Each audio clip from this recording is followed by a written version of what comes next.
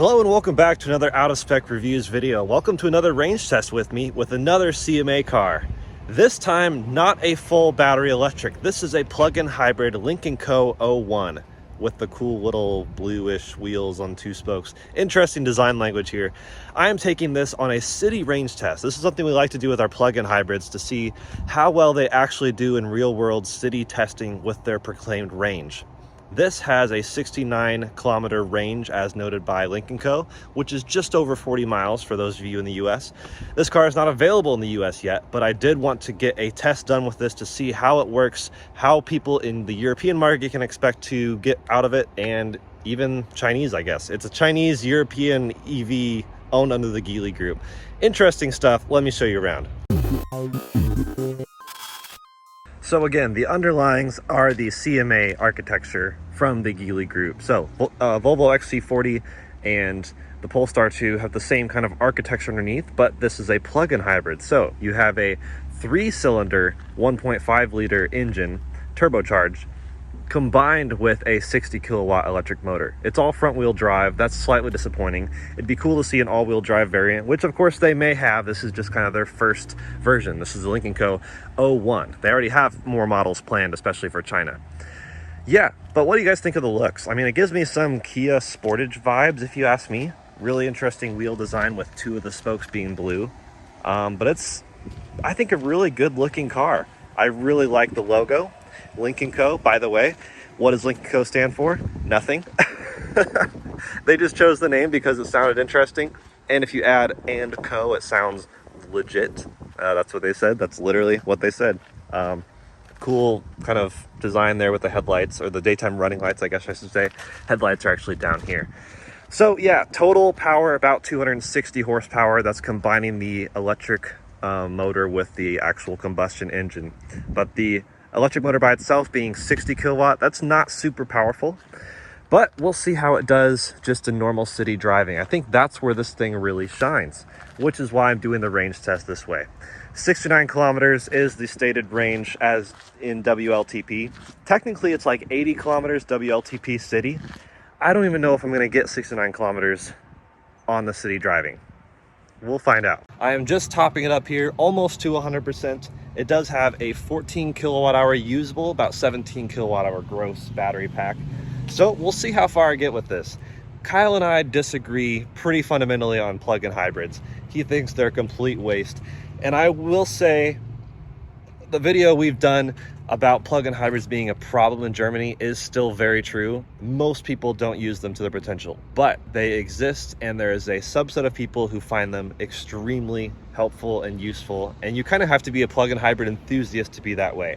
Kind of like owning like a hydrogen vehicle in California. It's not the easiest thing to own, but it can work for some people. So I'll get it all charged up here and jumping in. Power it on, and what we do is we set the temperature to 68 degrees Fahrenheit, which is 20 Celsius, and on its most eco-friendly setting. Eco, there we go. And then drive mode, we will do pure to keep it in electric mode. That's really all you have. You don't have any efficient drive mode like eco and sport, none of those things. Kind of like the Volvos. Throwing it right into gear here. Really nice cameras, by the way. And we're basically just gonna go drive around. I am located currently in Böblingen, which is kind of a suburb of Stuttgart, Germany. Nice cars around here. This is the Motor World location. It's kind of a like V8 hotel, car displays, car storage. Lots of cool stuff around here if you're a car enthusiast. Car storage in there. Wow, the reflection of this car actually looks pretty good. And yeah, just a normal parking lot outside Motor World. Got an Urus over there. Oh, nice. That Fiat though, that's what I'm interested in. Head towards the exit. Basically with this test, by the way, we're doing test parameters. Oh geez, look at all these Bentleys. I'm so distracted.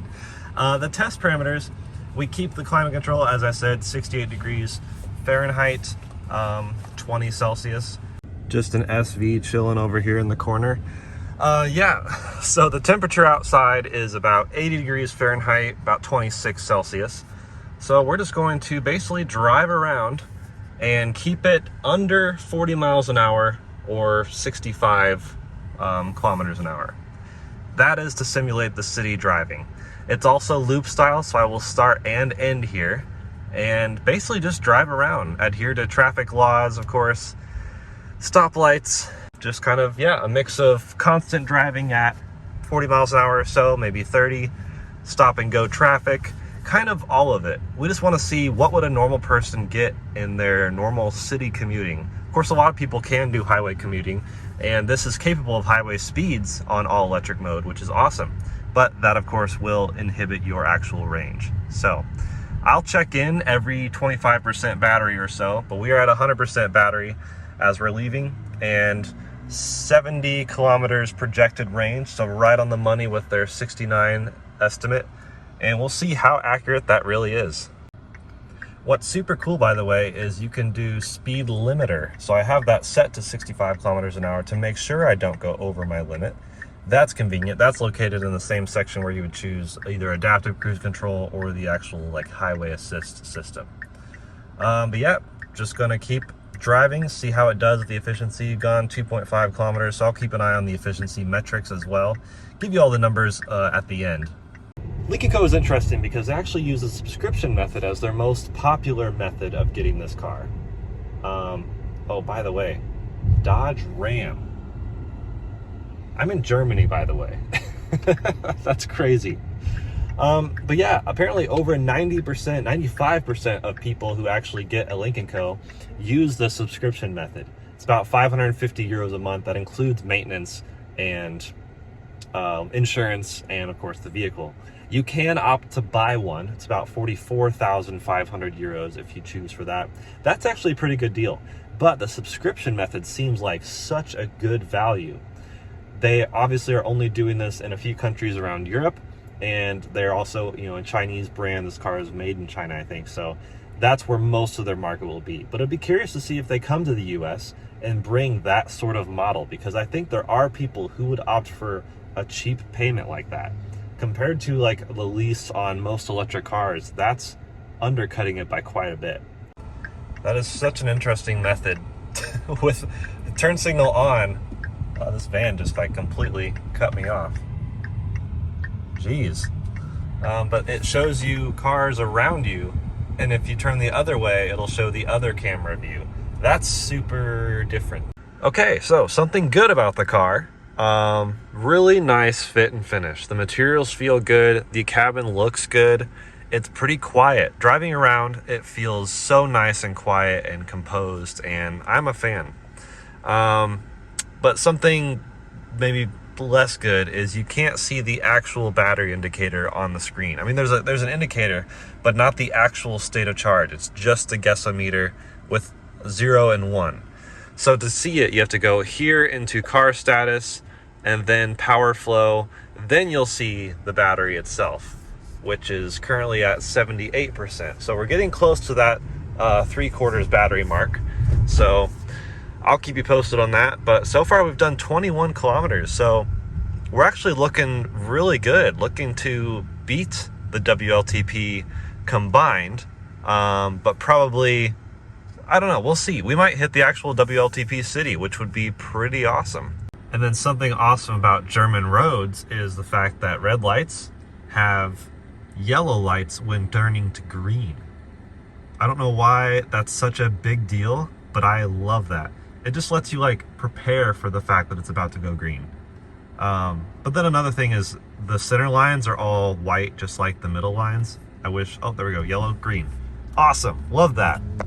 But yeah, another thing I guess that's a bit annoying is that the center line in the roads, unlike the US, they're not yellow, they're white, which means some streets you turn down, you can't always tell whether it's like a one-way street or traffic's coming from the other side or which lane is the actual middle lane.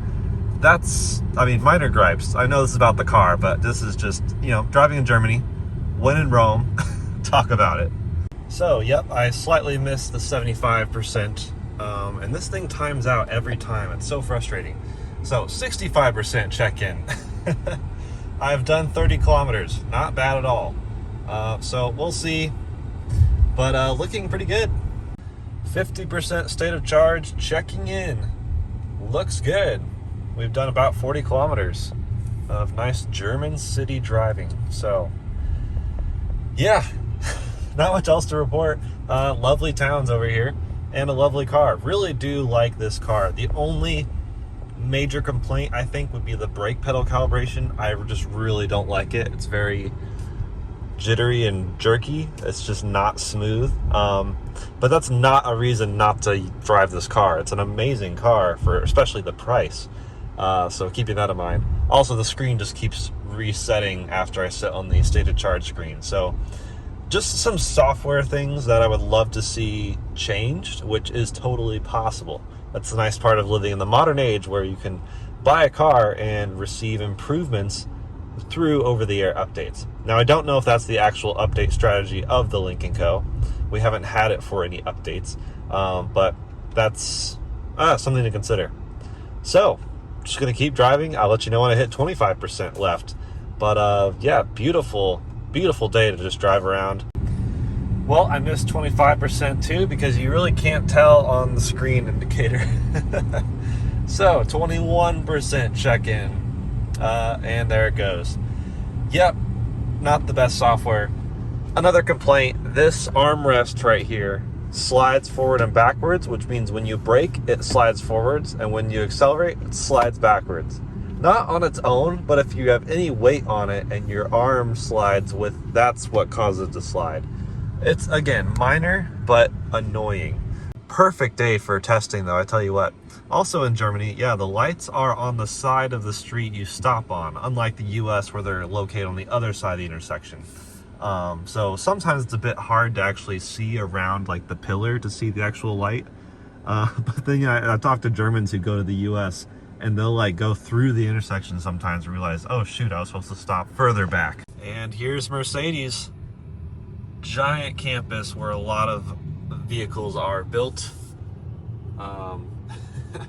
It's huge. I mean, the map, that whole empty space is like all of Mercedes. Plus a lot of housing connecting there. So I think a lot of people who work in the factories and in all these various office buildings all live right around here in Sindelfingen. That's where we are. Heading back to Böblingen because we are nearing the bottom of the battery pack.